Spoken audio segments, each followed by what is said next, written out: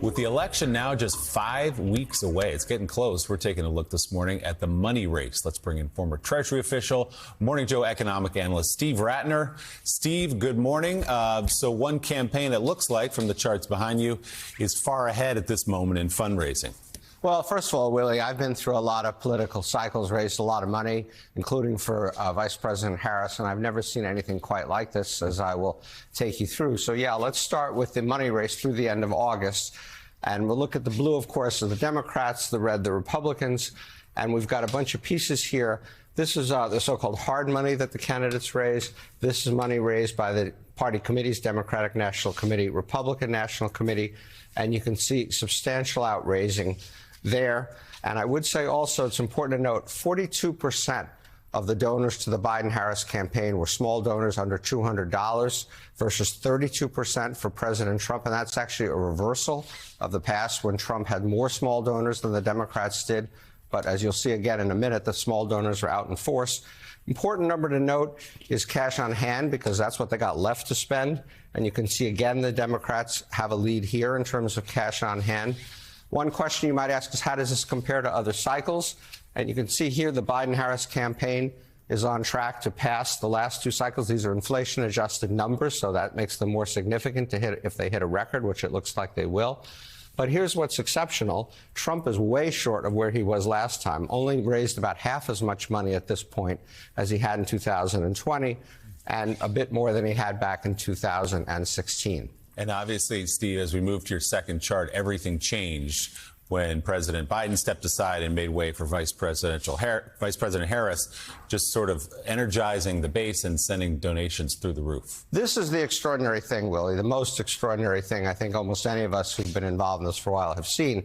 You can see here through the spring, Biden and Trump were kind of piddling along, to coin a phrase, raising a decent amount of money. But here's what happened. The president dropped out on July 21st. And in the month of July, so only with 10 days left in the month, $204 million raised by that then Harris campaign. And that carried over into August, $190 million versus $48 million down here. So we'll see what September brings us when those numbers come out. But an extraordinary outpouring of money raising. And here's the other thing that's exceptional. During his 6 months or so running, President Biden had 2 million unique donors, and that's a very reasonable number. Vice President Harris passed that number in 9 days. She passed the 2 million that Biden had raised throughout his campaign. It is now up to about 4 million. And so if this has any relevance to popular support, this is an extraordinary outpouring of support. Yeah, Kamala Harris has changed this race in many ways, but especially as you look at that graph in the fundraising. Your third chart now, the Senate, the House, super PAC fundraising. How does that look right now? Yeah, so just to check in on all that, a fairly similar pattern without the drama of the Kamala Harris machine, so to speak. But in the Senate, Democrats outraising Republicans and have more cash on hand. Again, a good position for them to be in. And in the House, a similar pattern. More money raised, more cash on hand. So Democrats pretty well positioned to go into this. But then lastly, what I've talked about so far is what we call hard money, what we call party committee money. The third bucket of money, which is a huge bucket of money, are the famous super PACs that we talk a lot about. And here the Democrats, maybe not surprisingly, are not doing quite as well. So far, and we only have expenditure numbers for this, we don't have money raised numbers, super PACs associated with Republicans have spent over $1 billion, some of it advocating for Republicans, some of it advocating against Democrats. Democrats have spent $785 million. So not a huge difference, but a tilt to the Republicans. But, you know, when you add all these numbers up, it comes to billions and billions of dollars. And I heard Caddy say the other day that a UK election cost something like 50 million pounds.